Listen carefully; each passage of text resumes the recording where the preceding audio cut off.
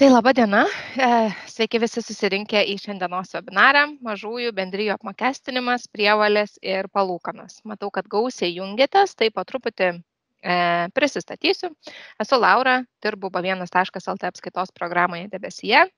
Taip pat dirbu su projektu wiki.lt, kurį palaiko B1.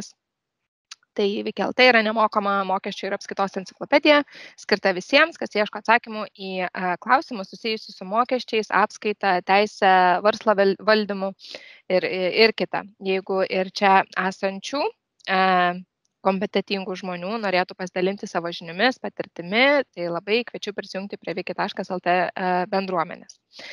Taip pat noriu pristatyti šiandieninio webinaro pranešėją, mokesčių ekspertą, Vilniaus universiteto teisės fakulteto docentą Martyną Endrijaitį, manau visiems puikiai pažįstama.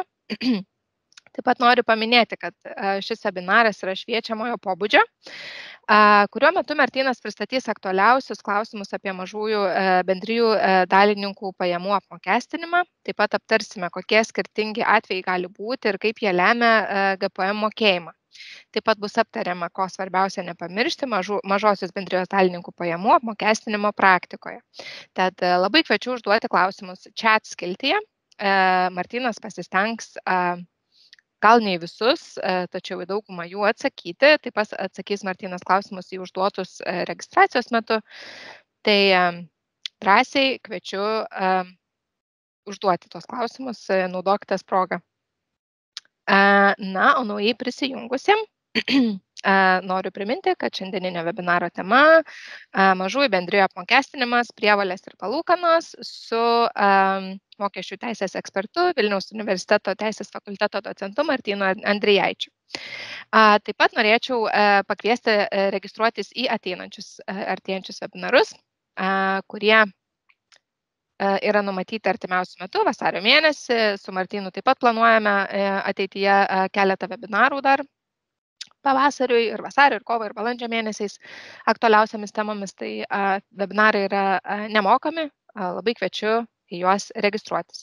Na, o šio webinaro įrašą, kaip ir kitų webinarų įrašą, galite rasti taip pat wiki.lt svetainėje ir dar kartelį pasižiūrėti, paklausyti jums aktualią informaciją. Tai Martynai, perduodu žodį jums. Labą dieną, dėkui už pristatymą. Tai iš karto ir pradėsime. Tai šios dienos mokymai, yra skirti būtent apie mažųjų bendrijų dalininkus, jų apmokestinimą.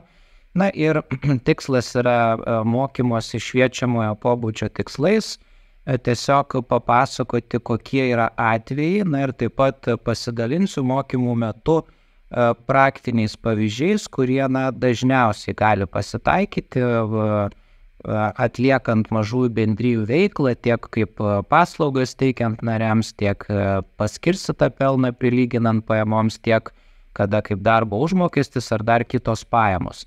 Taip, dabar aš tiesiog pasidalinsiu, papasakosiu visą medžiagą, o pabaigoje skirsiu laiko, kadangi nemažai gavom klausimų, tai dar pateiksiu atsakymus į klausimus. Kai kurie klausimai kartojasi, tai apibendrinsiu atsakymus. Tai kalbant apie mažųjų bendrijų dalininkų apmokestinimą, visų pirma, labai trumpai priminsiu, kad apskritai mažoji bendrija kaip juridinis asmuo yra jau, seniau norėjusi sakyti vienas populiariausių, dabar jau atrodo reikia sakyti pats populiariausias, nes ir viešoji spaudoj pasirodė nemažai publikacijų, kad vis labiau ši forma populiarėja. Tai kalbant apie patį juridinį asmenį, tai jo mokestinės prievolės yra iš esmės tokios pačios kaip ir kitų juridinių asmenų, tai turi mokėti tiek pelno mokestį, tiek PVM, tiek nekilnojamą, tiek gyventojų pajamų mokestį, ir kitus mokesčius nustatytus mokesčio administravimo įstatyme, bei žinoma socialinio draudimo įmokos yra mokamos tais atvejais, kai atitinkamai nariams išmokėtos pajamos prilyginamos kaip darbo užmokestis. Tai tiek trumpai apie mažasias bendrijas. Šios dienos mokymai yra skirti būtent dalininkams, tai yra jų nariams, todėl aš toliau pasakosiu jau apie pačių narių apmokestinimą. Tai dar labai trumpai primenant apie pačius narius, tai mažųjų bendrijų narių teisės ir pareigas reglamentuoja įstatymas, mažosios bendrijos narys, jisai turi atitinkamas teises ir pareigas, kurios yra nustatytos tiek mažųjų bendrijų įstatyme, tiek mažųjų bendrijų nuostatose. Ir mažosios bendrijos nariu gali būti fizinis asmuo, kuris yra įnešęs arba įsipareigojęs įnešti į mažąją bendriją atitinkamą įnašą, taip pat mažosios bendrijos nario teisės įgijęs fizinis asmuo. Ir mažosios bendrijos narys, jisai gali sudaryti civilinę sutartį su mažąja bendrija dėl paslaugų teikimo arba darbų mažai bendrijai atlikimo. Tai gali būti sudaromos paslaugų civilinės sutartis, tačiau žinoma išskyrus sutartis turinčios darbo santykių požymių. Darbo santykių negali būti. Ir mažosios bendrijos nario su bendrija sudarytas civilinės sutartis, suteiktų paslaugų būtent ir ta darbų suma atitinkamai negali viršyti tam tikros sumos, tai yra 100 000 eurų per kalendorinius metus.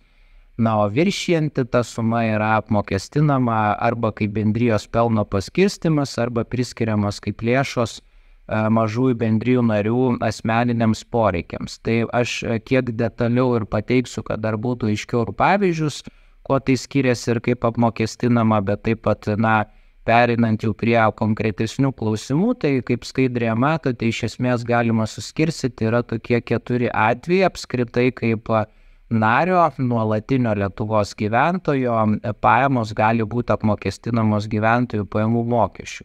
Tai vienas iš atvejų yra dividendai, pakalbėsime, kokia čia yra pajamų klasė, kaip deklaruojama ir kaip yra apmokestinama. Kitas atvejis tai gali būti su darbo santykiais susijusios pajamos. Dar kartą paminėsiu, kad tai tik tai mokesčių teisės prasme yra pajamos, kurios priskiriamos kaip darbo santykių pagrindo apmokestinamos pajamos, nes darbo sutarčių negali būti, tiesiog GPM prasme yra laikoma, kad prilyginama apmokestinant kaip su darbo santykiais. Taip pat gali būti pagal civilinės paslaugų sutartis gautos pajamos, ir skaitant ir vadovavimą mažai bendrijai pagal civilinę paslaugų sutartį. Ir galiausiai dar būna tokie specifiniai atvejai, irgi paminėsiu, kaip tam tikros kitos pajamos būna, dažniausias atvejis tai būna dienpinigių klausimas. Tai iš esmės, visus tos pavyzdžius, kuriuos eisime, galima suskirstyti į šias 4 grupės, tai dabar apie jas ir pakalbėsim, o po jų dar kai kuriuos specifinius atvejus paminėsiu. Tai toliau mes kalbėsime apie nario nuolatinio gyventojo gaunamas pajamas ir būtent dėmesys bus skiriamas gyventojų pajamų mokesčiui, apie socialinio draudimo įmokas, privalomos sveikatos draudimo įmokas jau laiko mokymuose neskirsiu, čia atitinkama informacija Sodra teikia, pagrindinis mokymų dėmesys bus gyventojų pajamų mokestis. Tai, kalbant apie pačias pajamas ir jų deklaravimą, tai vėlgi, pateikiau informaciją, parašiau atitinkamai, kokiais kodais jos yra deklaruojamos. Tai kaip minėjau, yra 4 galimi variantai, tai jeigu tai yra paslaugų sutartis, įskaitant vadovavimo paslaugas, tai yra atitinkamas kodų sąrašas, kaip jos deklaruojamos 77, jeigu tai yra su darbo santykiais susijusios pajamos 2 kodu, ir dividendai, kaip pajamos iš paskirstyto pelno, yra 26 kodų. Tai dabar apie kiekvieną jų ir pakalbėsim, ir pagalvosim kai kuriuos tokius aktualesnius pavyzdžius. Tai pirmiausia, kalbant apie mažosios bendrijos nario gaunamas pajamas, kada yra išimamos lėšos, pats narys gali ar ne laisva tvarka pasirinkti, nuspręsti, ar tai yra kaip pajamos iš paskirstyto pelno, ar tai yra jo gaunamos pajamos kaip darbo užmokestis. Ir atitinkamai pats subjektas, pats narys su mažąja bendrija nusprendžia, kaip kuriai būtent pajamų rūšiai yra priskiriamos pajamos. Aišku, yra tam tikri ribojimai, tuos ribojimus aš paminėsiu, bet esmė yra tokia, kad laisva valia, neviršijant tam tikrų pajamų sumų, yra sprendžiama kokiom pajamom. Tai jeigu yra nusprendžiama, kad vis tik tai narys lėšas pasiima iš paskirstytojo pelno, tai yra prilyginama dividendams ir dividendai nuo 1 euro yra apmokestinami 15% gyventojų pajamų mokesčių, tai čia progresijos nėra, ar tai būtų 1 euras, ar didelė suma, ar ten 10 000 eurų, yra taikomas visą laiką 15% pajamų mokestis. Ir atitinkamų kodų dividendams tokios priskirtos pajamos yra deklaruojamos. Tai apskritai, kalbant apie dividendus, tai dividendai pelno mokesčio prasme mažai bendrijai, kai jie yra priskiriami kaip narių išmokėti, tai yra priskiriami neleidžiamiems atskaitimams. Jeigu tai būtų narių išmokamos išmokos kaip susijusios su darbo užmokesčiu, tada būtų leidžiami atskaitimai. Tai būtent mažosios bendrijos nario lėšos asmeniniams poreikiams gali būti išsimtos kaip avansų išmokamas pelnas ir jeigu tarkim mažosios bendrijos narys kiekvieną mėnesį išsiima tam tikrą sumą ar ne asmeniniams poreikiams ir jinai yra priskiriama dividendams, tai ir bus apmokestinama 15% kaip dividendai. Ir jeigu, tarkim, finansinių metų pelno dalis tenkanti mažosios bendrijos nariui yra mažesnė negu per finansinius metus gautų išmokų kaip avansų išmokėta pelno suma, tai yra tokia nuostata, kad mažosios bendrijos narys turi grąžinti atitinkamai sumą viršijančią jam tenkančių metų pelno dalį. Tai kitaip tariant, tai yra laikoma, irgi pažymėjau, kad būtų aiškiau atsimint suma, nuo kurios pagal jų socialinio draudimo įstatymą yra mokamos mažosios bendrijos nario VSD įmokos. Ir jos yra laikoma, kad jos yra grąžinamos vėliausiai. Tai esmė yra tokia, kad tokios iš esmės išmokėtos sumos, jos, jeigu priskiriam paskirstytam pelnui, tai tiesiog yra išskaičiuojamas 15% pajamų mokestis ir, tarkim, pavyzdys, mažosios bendrijos narys, tarkim, kiekvieną mėnesį išsiima ten po, 500 eurų, pavyzdžiui, asmeniniams poreikiams. Kalbam nuo pradžios, tiesiog asmeniniams poreikiams. Ir per metus aš taip išsiima, tarkim, jeigu per 12 mėnesių, tai tarkim ten apie 6 000 eurų. Tai iš esmės asmeniniams poreikiams jo lėšus gali būti tiek susijusios su darbo santykių pajamomis, tiek pajamos iš paskirstyto pelno. Tai vadinasi, mažosios bendrijos narys jisai gali pasirinkti iš esmės kokią sumą laikyti su darbo santykiais, o kokią su dividendais, bet jeigu jisai su darbo santykiais pasirenka, tai turi neviršyti nustatytų lubų. Aš tuoj pereisiu prie darbo užmokesčio, tai nėra 43 vidutiniai darbo užmokesčio sumos per atitinkamus kalendorinius metus. Tai iš esmės, jeigu kaip minėtam pavyzdį, tarkim 6 000 eurų sumą mažosios bendrijos narys išsiima savo asmeniniams poreikiams, tai atitinkamai visa tokia suma, pavyzdžiui, gali būti priskirta dividendams ir deklaruojama 26 kodų, arba dalis jos, arba visa suma gali būti priskiriama darbo užmokesčiui. Tai jisai iš esmės pats gali rinktis. Dar apie dividendus paminėsiu, kad jeigu tarkim mažosios bendrijos narys, ar kiekvieną mėnesį ar ne kiekvieną pagal galimybės išsiima dividendus ir juos priskiria tam paskirstytam pelnui, tai dividendams metinis NPD netaikomas, tačiau jeigu gyventojas yra gavęs su darbo santykiai susijusių pajamų, tai gauti dividendai mažina su darbo santykiai susijusioms pajamoms taikytina NPD, nes dividendai yra įskaičiuojami į gyventojo metinės pajamas.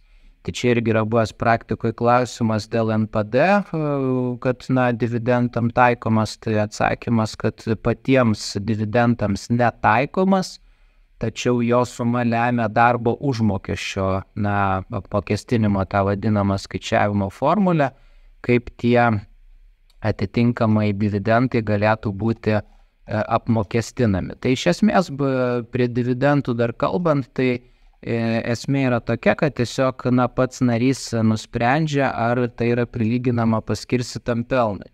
Dabar narys taip pat gali, kaip sakiau, prilyginti ir darbo užmokesčiui.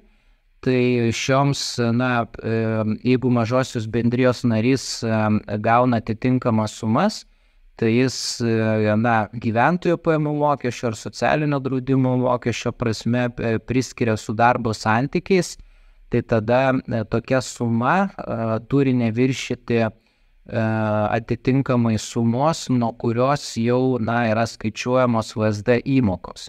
Tai numato valstybinio socialinio draudimo įstatymas ir ką čia svarbu atsiminti, kad valstybinio socialinio draudimo įmokų bazė negali būti didesnė negu VSD įmokų lubos, tai yra 43 vidutiniai darbo užmokesčiai per metus.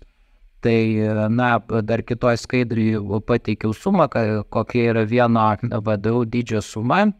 Tai, iš esmės tą sumą reikia padauginti iš 43 ir, darbo užmokestis, žodžiu, negali viršyti šios sumos. Dažnai būna klausimas, o tai jeigu viršyje, kas tada, kaip vertinsim? Tai irgi pažymėjo atsakymą, kad visiems būtų aišku, jeigu viršyje, tai viršijanti suma yra apmokestinama kaip dividendai. Tai paprastai tariant, iki 43 VDU, jeigu jau tokios sumos ženklios yra, tai kaip darbo užmokestis ir leidžiami atskaitimai mažai bendrijai. Jeigu viršyje, tai viršijanti būtent dalis, ta kuri viršyje, jau yra deklaruojama kaip dividendai 26 išmokos kodu. Tai iš esmės, tokia būtų kaip ir taikoma tvarka. Ir, pavyzdžiui, yra buvęs klausimas, kad mažosios bendrijos narys, kuris teikia paslaugas mažosios bendrijos klientams, ar gali sudaryti su maža bendrija darbo sutartį, jeigu nori gauti atlygį iš mažosios bendrijos. Tai tiesiog klausimas, ar narys gali sudaryti su maža bendrija darbo sutartį. Tai, jeigu nori gauti atlygį už tai, kad teikia paslaugas mažosios bendrijos klientams, tai atsakymas, kad narys negali sudaryti darbo sutarties su mažaja bendrija, kurio nariu jis yra. Ir tai yra numatyta mažųjų bendrijų įstatyme. Tačiau jeigu yra tokia situacija, kad jis gauna minėtą atlygį, tai mažosios bendrijos narys iš mažosios bendrijos gautas lėšas savo pasirinkimu, kaip minėjau, gali priskirti arba su darbo santykiais susijusiam pajamom, arba dividendams ir atitinkamai gautas pajamas apmokestinti tą tvarką, kaip rodžiau skaidrėse. Tai kalbant apie apmokestinamą mažosios bendrijos nario gautą sumą, tai, kai mes kalbame apie prilyginimą darbo užmokesčių, tai tokios pajamos gali būti, joms taikomas jau yra metinis NPD ir jie narys, mažosios bendrijos narys, prisitaiko teikdamas jau metinę pajamų deklaraciją.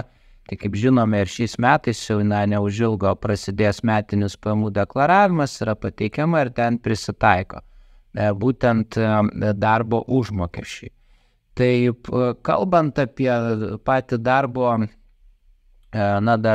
užmokestį, tai žinome, čia ilgai nekalbėsiu, keliausiu toliau, kad darbo užmokesčio, jeigu prilyginamos pajamos, tai yra taikomas 20% tarifas, jeigu yra viršijamas vidutinių darbo užmokesčio suma 60, tada yra jau taikomas 32% tarifas. Tai čia įdėjau, tą galima internete pasižiūrėti, vidutinis šalies darbo užmokestis 23 metam parinkau, nes dabar pajamos 24 metais metiniai pajamų deklaracijai bus deklaruojamos už 2023 metus, tai yra virš 1600 eurų. Tai lygiai tas pats ir tai VSD bazai taikoma tokio dydžio VDU suma, tai galima pasidauginti ir pasiskaičiuoti. Tai iš esmės taip yra taikomas apmokestinimas ir jeigu bendra suma viršė 60 VDU, tai tada viršijančiai 32%, taip kaip darbo užmokesčiai. Ir galima paminėti, kad iš šios pajamos patenka iš esmės ir su darbo santykiais ar jų esmę atitinkančios pajamos, tik tai ligos, motinystės, tėvystės išmokos netantiems, taip pat patenka ir mažosios bendrijos vadovo, kuris nėra narys, pagal civilinę paslaugų sutartį už vadovavimą gautos pajamos irgi prilyginamos kaip darbo užmokesčiai. Kai yra vadovas, jis yra ne narys ir pagal civilinę sutartį gauna irgi prilyginama kaip darbo užmokesčiai. Tai va tokia bendra suma, jeigu viršyje 60 VDU, tai tada 32 procentai bus neviršiančiai 20% darbo užmokesčio taikomas atlyginimas. Tai dar prie darbo užmokesčio, pavyzdžiui, praktinis pavyzdys, tarkim, irgi narys, kaip su dividendais buvo, taip tarkim, kiekvieną mėnesį išsiima asmeniniams poreikiams. Tarkim, per praėjusius 23 metus ten atitinkamą sumą. Tai jeigu mažosios bendrijos narys tą sumą privatiems poreikiams prilygina, kad tai yra su darbo santykiais, tai taikomas 20% GPM tarifas, ir pritaikomas yra metinis NPD, jeigu taikomas. Ką reiškia, jeigu taikomas, tik dar priminsiu, čia kas didesnės sumas turi, kad už 2023 metus aktualu, tai kintamas metinis NPD nebus taikomas, jeigu gyventojo metinės pajamos yra didesnės negu 34 370 eurų. Tai čia, jeigu tokią sumą pasiekia, tada yra netaikoma, o tas sumas galima tiesiog VMI puslapyje internete įsivedus pasižiūrėti, kiekvienais metais jis keičiasi, bet tiesiog orientacijai nepamiršt, kad jeigu viršyje jau daugiau negu 34 000 eurų metinės pajamos, tai NPD tas metinis jau yra netaikomas. Tai dažnai būna, kad to nepasižiūri, po to teikiant metinę pajamų deklaraciją tiesiog atsiranda mokėtina GPM suma. Ir dažnai klausiama, būna daug masinių paklausimų, kodėl man reikia teikiant metinę pajamų deklaraciją dar sumokėti pajamų mokestį, jeigu aš kiekvieną mėnesį ir ten, tarkim, išskaičiavo, mokėjo ir panašiai. Tai čia, bendrai kalbant jau apie pajamų deklaravimą, tai vienas tų atveju būna dėl metinio NPD, kad jį taiko, nors jau, neturi kaip ir pagrindo taikyti neapmokestinamą pajamų dydį. Tai čia tiesiog tas sumas galima sekti, pasižiūrėti, ir matyti atitinkamai šią informaciją. Tai toliau kalbant apie pajamas pagal paslaugų sutartį, tai, žinome, yra įdėtas apribojimas dabar, kad metinė bendra pajamų suma mažosios bendrijos nario gauta pagal civilinę sutartis, jinai, sudaryta su mažąja bendrija dėl paslaugų teikimo pagal visas paslaugų sutartis, tokia suma negali viršyti 100 000 eurų per kalendorinius metus. Tai čia, kadangi, buvo ar paklausimo, aš dar prie jų grįšiu, bet, akcentas, kad tai yra pagal visas sutartis. O sutartis tai gali būti, tarkim, už vadovavimą, už automobilio nuomą. Už vadovavimą, pavyzdžiui, mažai bendrijai, kaip paslauga, gali būti išmoka 77 kodų nurodoma. Už automobilio nuomą dažnai būna yra teikiama paslauga, 24 išmokos kodas yra taikomas. Ir netgi būna už nekilnojamo turto nuoma irgi yra teikiama, tai 23 išmokos kodas yra taikomas. Būna dar tokių specifinių atvejų, kad kaip paslauga laikoma palūkanos už mažai bendrijai suteiktą paskolą. Būna ir tokia paslauga, ten 58 išmokos kodas, tai ir tokie atvejai patenka į šią sumą.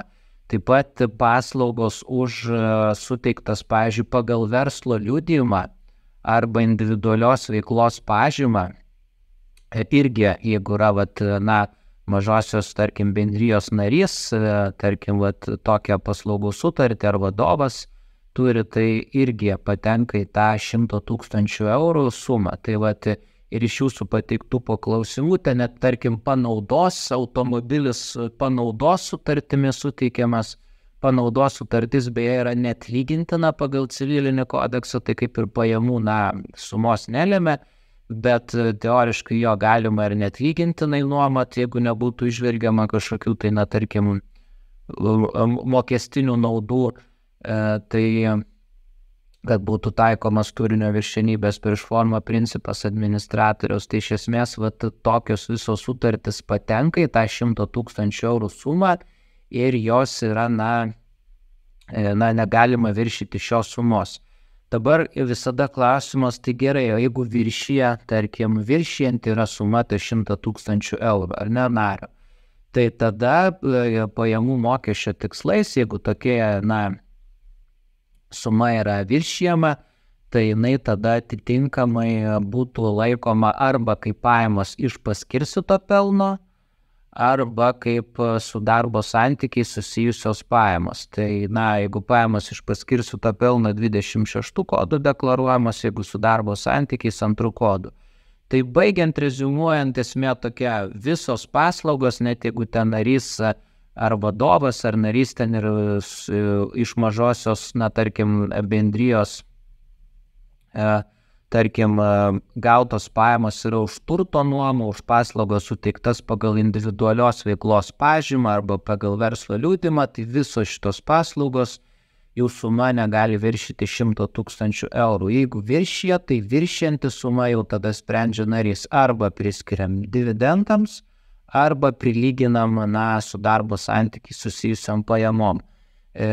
Visi žinom akcentas, kad darbo sutarties negali būti, bet ta viršijanti suma yra tiesiog prilyginama kaip darbo užmokestis. O apskritai kalbant apie civilinių pagal paslaugą sutarčių apmokestinimą, tai tokios paslaugos yra apmokestinamos 15% gyventojų pajamų mokesčio, jeigu per metus viršytų 120 VDU tų pačių vidutinio darbo užmokesčio, tai parodau skaidrėse ta pati VDU, kur yra 1600 su trupučiu euro, tai jeigu yra šita suma viršijama 120 VDU, tai vidutinio darbo užmokesčio tai viršijanti jau yra apmokestinama taikant 20%. Lygiai taip pat kaip tos vadinamos kitos pajamos pagal gyventojų pajamų mokestį. Tai iš esmės, taikomas yra toksai apmokestinimas į tą bendrą kitų pajamų sumą, kuriai skaičiuojama 120 VDU, tai žinoma yra neįskaitomos su darbo santykiai susijusios pajamos, jeigu tai yra ligos, motinystės, tėvystės, vaiko priežiūros išmokos nepatenka, ir atitinkamai kitos pajamos, kurios apmokestinamos kaip darbo užmokestis. Tai tarkim, pavyzdžiui, pavyzdys praktinis, turi mažą bendriją, mažoji bendrija, mažosios bendrijos narys, ar ne, ir jisai, tarkim, gavo automobilio nuomos pajamas. Praktikoje būna aktualus atvejis, išnuomoja automobilį. Už jam kaip fiziniam asmeniu, ar ne, nuosavybės teise priklausanti automobilio nuomą, jisai savo mažai bendrijai ir automobilis yra naudojamas mažosios bendrijos veikloje.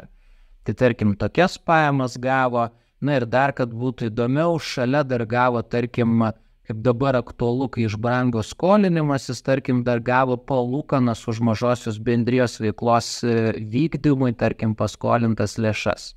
Tai žodžiu, ir automobilį nuomoja, dar ir pinigų paskolino.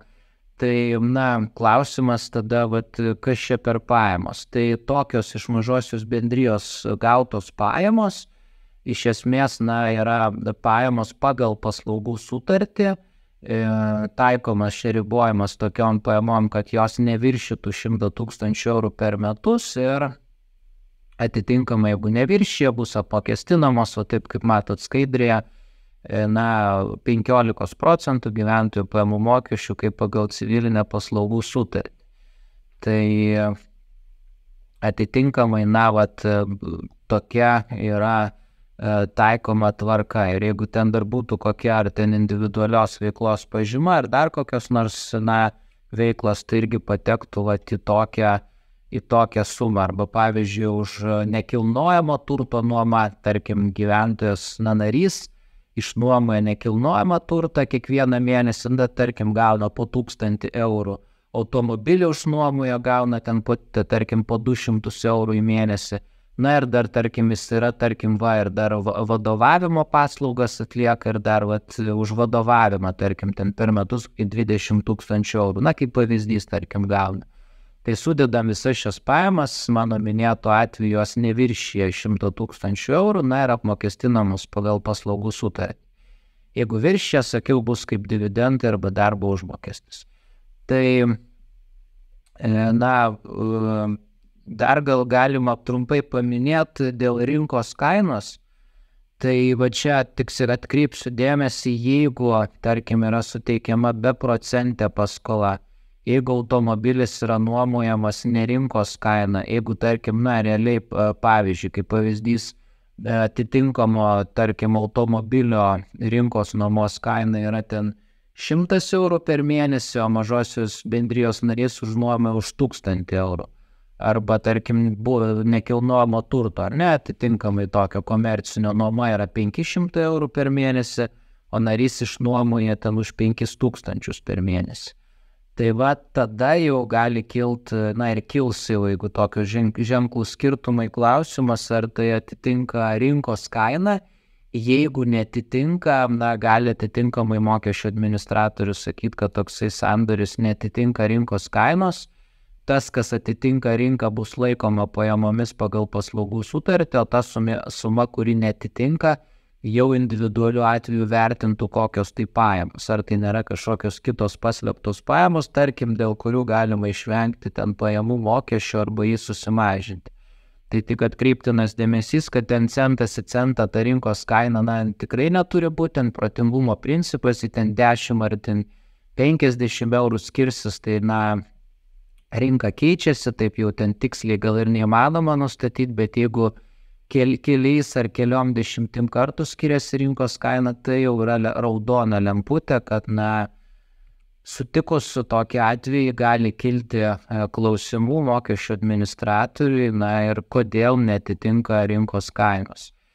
Ir toliau pereinu prie kitų pajamų, tai kitos pajamos, tai vėlgi, kad būtų aiškiau skaidrė tekstinė informacija pateikiau, iš esmės tai yra komandiruotės dažniausiai, tai akcentas yra tas, kad kalbant apie komandiruotės, kad jeigu tai yra mažosios bendrijos vadovas ne narys, tai apmokėtos komandiruočių kompensacijos, dienpinigiai, kelionės ir panašiai laikomos kaip teikiamos paslaugos dalimi, todėl jos apmokestinamos kaip pagal paslaugų sutartį, tiesiog taip yra priskirta, toks yra išaiškinimas, tai yra paslaugų sutartis, kai tai yra vadovas ne narys.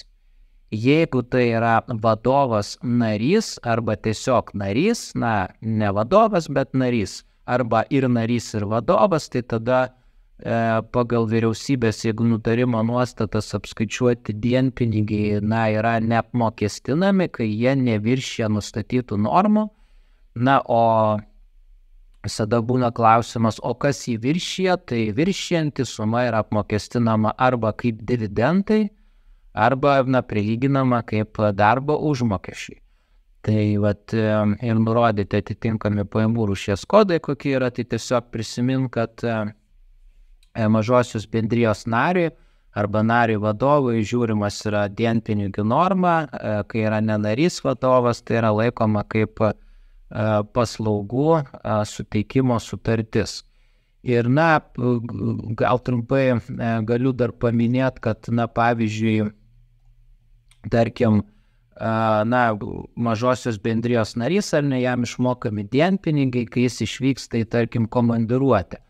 Tai su komandiruotėm yra ir tam tikrų mokestinių ginčų kilę, ir net ir mažosiom bendrijom, tai tiesiog akcentas trumpai, dėl riboto laiko atkreipsiu dėmesį, kad komandiruotė, tai jinai visų pirma turi būti forminta atitinkama pelno mokesčių įstatymo nustatyta tvarka, tai yra iš esmės vadovo mažosios bendrijos ar jo įgalioto asmens įsakymu, ir turi būti nurodomas aiškus komandiruotės tikslas, vieta, trukmė.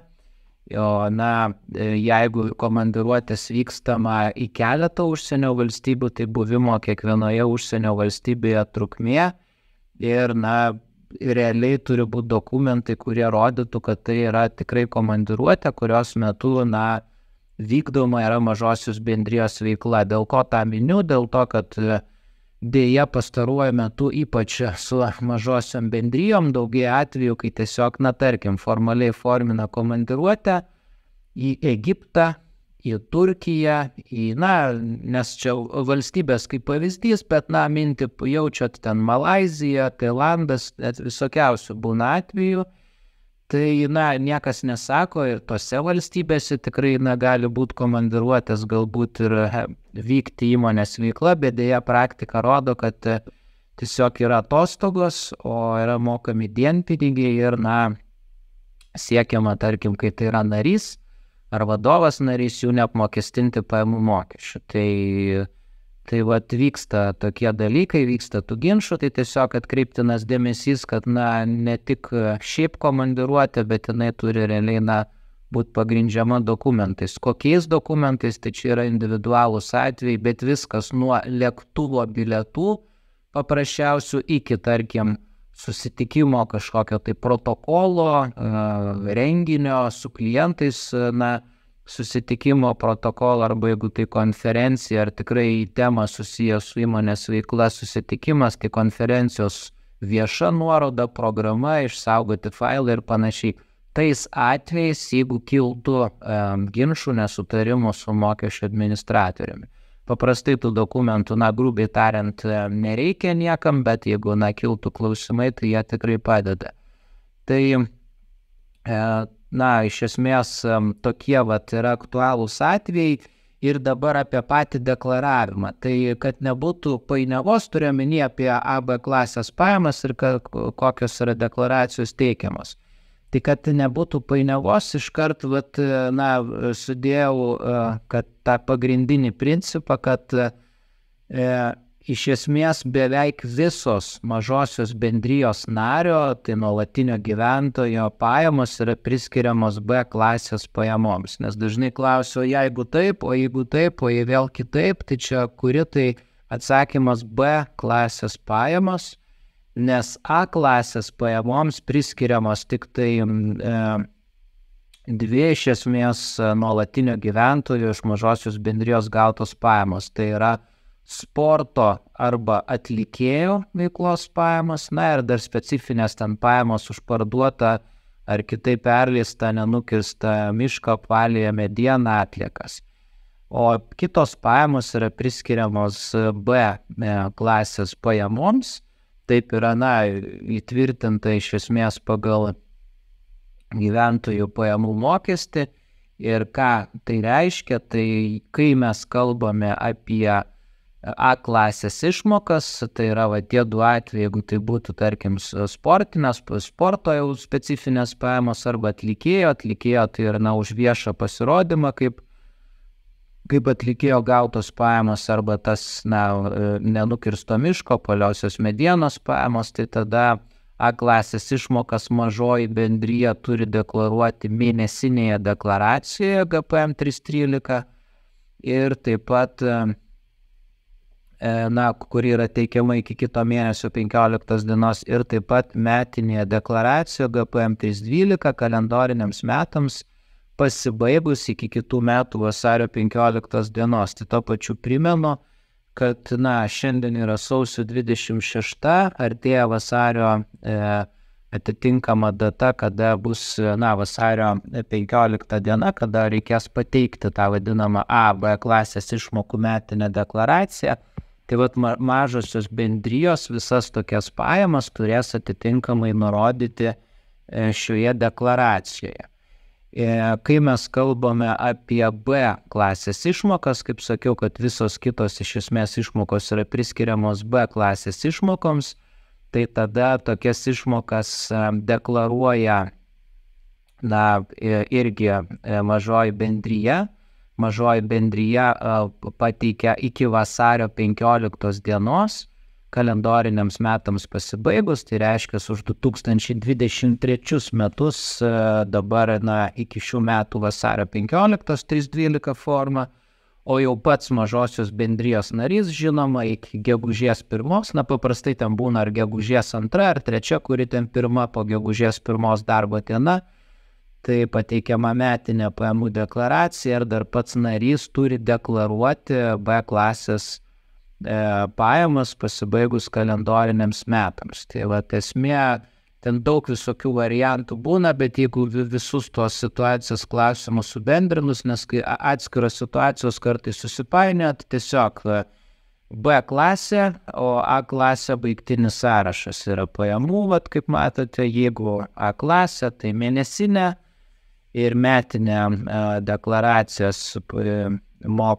teikia mažoji bendrija, tuo tarpu, kai tai yra B klasė, tai mažoji bendrija jau teikia tik tai vasario 15 dienai metinę deklaraciją, o jau narys kaip fizinis asmuo užpildo metinę pajamų deklaraciją. Ir kalbant dar apie kai kurios tokius aktualesnius atvejus, irgi paminėsiu, kad dar gali būti, ką svarbu žinot, kai mažosios bendrijos vadovas nėra mažosios bendrijos narys, čia dar šiek tiek papildymas prie to, ką sakiau, tai mažosios bendrijos vadovui, ne mažosios bendrijos nariui už vadovavimą mažosios bendrijos būtent įmonė, tai paslaugos yra išmokamos ir priskiriamos A klasės pajamoms, kitaip nei vadovai mažosios bendrijos nariai, ir tada jau būtent už vadovavimą veiklą yra skaičiuojamas 20% GPM pajamų mokestis, o jeigu bendra suma už vadovavimą viršytų 60 VDU, tai viršiančiai daliai yra taikomas 32% pajamų mokesčio tarifas. Ką tai primena? Tai primena tiesiog prilyginimą kaip darbo užmokesčių ir apmokestinimas yra kaip darbo užmokesčių vadovui, ne nariui už vadovavimo paslaugas. Tik dar kartą akcentas, kad vadovavimo, už vadovavimą mažai bendrijai paslaugų darbo sutartis, negali būti tikrai sudaroma, nes ir vėl būna klausimų dėl tokių situacijų, tai darbo sutartis tokiais atvejais nėra sudaroma.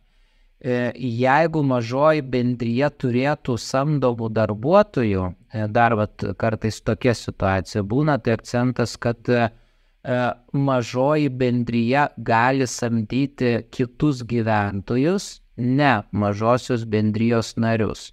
Tai akcentas, kad ir gali samdyti pagal darbo sutartį. Tai mažosios bendrijos narys negali sudaryti darbo sutarties su mažai bendrija, čia aišku, negali ir tas įstatyme parašyta aiškiai, tačiau bendrija gali samdyti kitus fizinius asmenis, tiesiog ne narius žinoma, pagal darbo sutartį, ir tada mažoji bendrija kaip darbdavys tais kalendoriniais metais apskaičiuoja mokėtiną gyventojų žinoma pajamų mokestį kaip nuo darbo užmokesčio pajamas, tada žinoma taiko mėnesio NPD, jau ten ta bendra tvarka formulė yra taikoma, ir žinoma, jeigu mažoji bendrija turi pagal darbo sutartį samdomų darbuotojų, tai jiems yra išmokamas darbo užmokestis ir tokios pajamos jau apmokestinamos taikant 15% pajamų, 20% pajamų mokestį, tai yra kaip darbo užmokesčiai. Tai yra kiekvienam darbuotojui dėl 20% tarifas yra taikomas ir kiekvienam darbuotojui apskaičiuotų darbo užmokesčio pajamų, nuo jų turi apskaičiuoti GPM, išskaičiuoti, sumokėti į biudžetą mažoji bendrija. Aišku, čia ta pati progresija galioja, jeigu viršė 60 VDU, tai bus didesnis 30% tarifas. Tuo tarpu specialiai irgi paminėjau informaciją skaidrėse, jeigu yra ligos, čia dažnai klausia motinystės, tėvystės, vaiko priežiūros ar neilgalaikės darbo išmokos šioms pajamoms apmokestinimas taikomas jau GPM 15%. Tuo tarpu pačiam darbo užmokesčiui yra taikomas 20% pajamų mokesčio tarifas.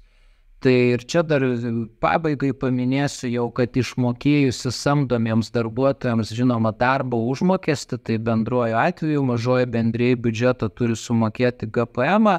Aišku, jeigu darbo užmokestį išmokėjo iki atitinkamo mėnesio 15 dienos, tai GPM-as mokamas iki to paties mėnesio 15, jeigu po.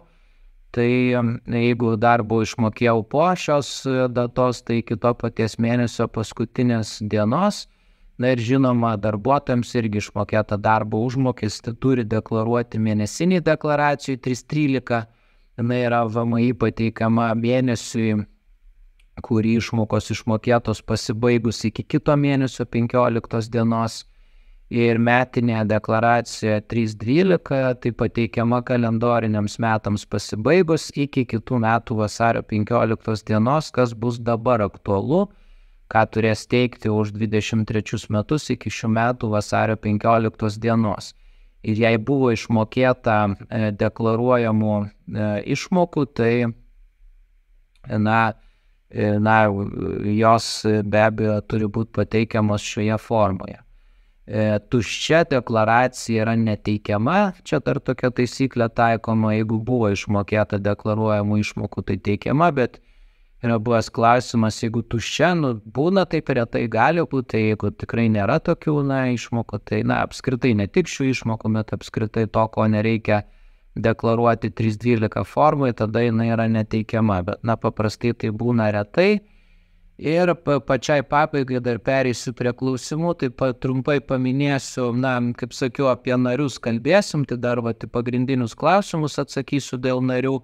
Bet kalbant dėl pelno mokesčio, tai čia kadangi mažosios bendrijos nariam yra patys pasirenka, kaip priskirti pajamas, tai kai tai yra darbo užmokestis leidžiami atskaitimai, kai tai yra dividendai neleidžiami atskaitimai, o pelno mokesčio tarifas taikomas bendrai kaip ir kitoms įmonėms 5 arba 15 priklausomai nuo gautų pajamų.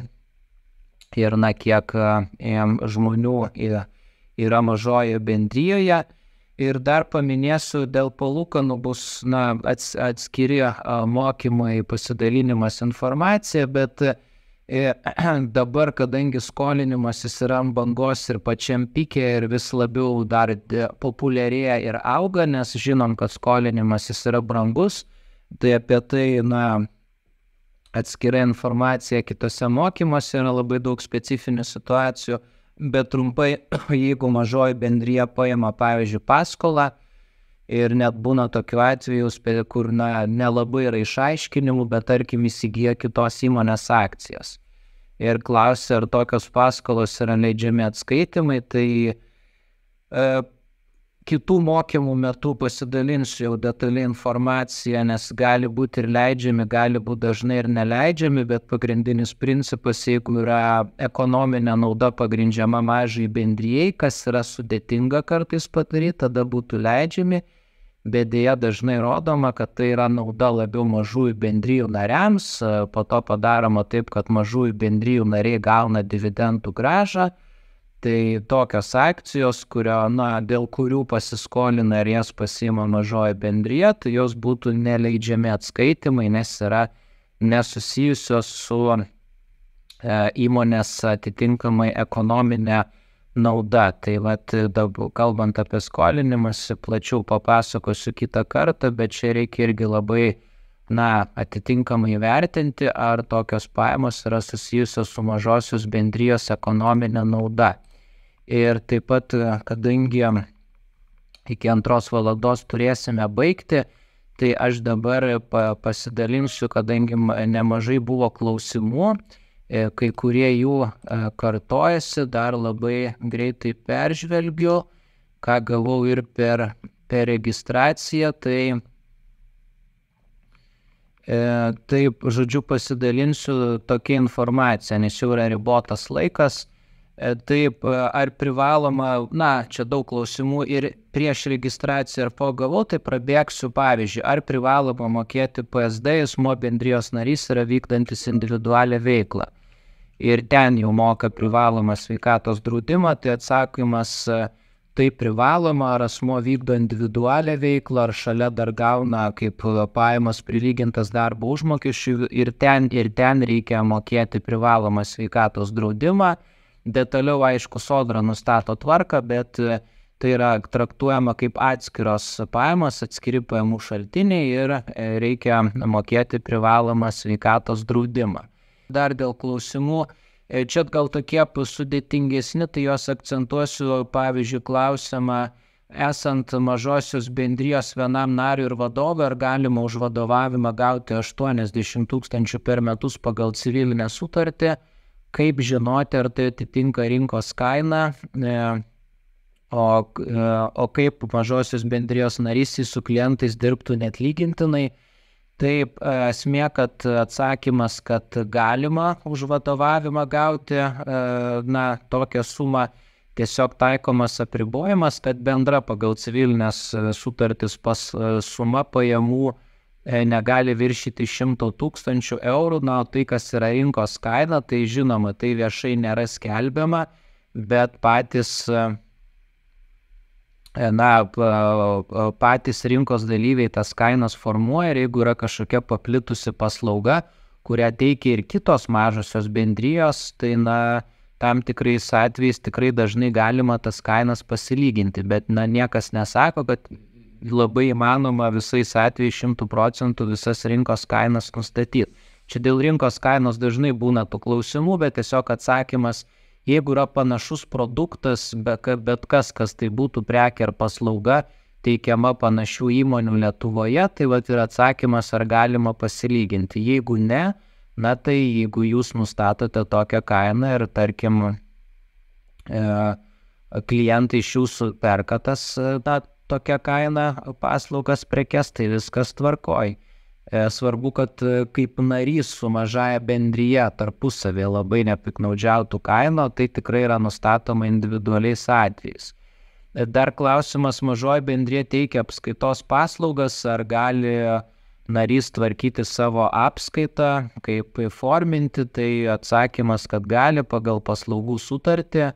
Dar klausimas yra, ar gali viena bendrija kitai suteikinėti trumpalaikės beprocentės paskolas, tai, tarkim, ten iki 3 mėnesių, tai čia tų klausimų matau daugėja dėl paskolų nemažai, tai bus atskiri mokymai apie paskolas ir apie mažasis bendrijas paminėsiu, tikrai, bet trumpai atsakymas, teoriškai galima, bet jeigu bus nustatoma, kad taip yra, pavyzdžiui, paslepiami realūs atsiskaitimai už paslaugas, tada taikomas turinys prieš formą ir apskritai, paskolos beprocentės, tai yra vis tiek pagal ar tai pelno mokesčio įstatymą ar pajamų įstatymą yra skaičiuojama, kad turi būti rinkos kaina, todėl atsiranda vis tiek rinkos kaina pareiga nustatyti palūkanų normą. Tai, kaip sakyt, civilinės teisės prasme gali būti beprocentės, bet mokesčių teisės prasme visada yra žiūrima rinkos kaina. Ir dar pačiai pabaigai yra klausima, pavyzdžiui, ar gali mažosios bendrijos narys vadovas pagal panaudos sutartis nuomoti automobilį, tai taip gali būti tokia sutartis, jinai yra neatlygintina, tik negali viršyti 100 000 eurų. Dėl dalies kitų klausimų tikrai atidžiau pasižiūrėję tiek mokymų medžiagą, tiek skaidrės rasite bendrą informaciją, kada tai yra A, kada B klasė, kokie kodai, kokios pajamos skaičiuojamos. Aš tada dar pabaigai tokį klausimą, kur gal retesnis būna, ar galima nepaskirstytą pelną kelti į akcijas. Čia dar matau, tai atsakymas iš esmės, kad mažai bendrijai ją reglamentuoja iš esmės mažųjų bendrijų įstatymas. Tai iš esmės pagal įstatymą mažojo bendrijo įnašai arba jie būna arba ne, ir įnašai būna tik tai steigimo metu. Tai esmė yra tokia, kad iš esmės kaip ir nelabai būtų galima, čia yra civilinės teisės klausimai, tą nepaskirstytą pelną kelti kažkokią tai dalį. Tai atsakymas, kad nėra taikoma tokia tvarka. Akciniam bendrovėm, uždarosiom akciniam bendrovėm jau yra kitaip, ten akcinių bendrovių statymas reglamentuoja. kad bendrovės įstatinis kapitalas gali būti padidintas iš akcijų priedų, bet čia jau tik tai kalbant apie akcinės bendrovės.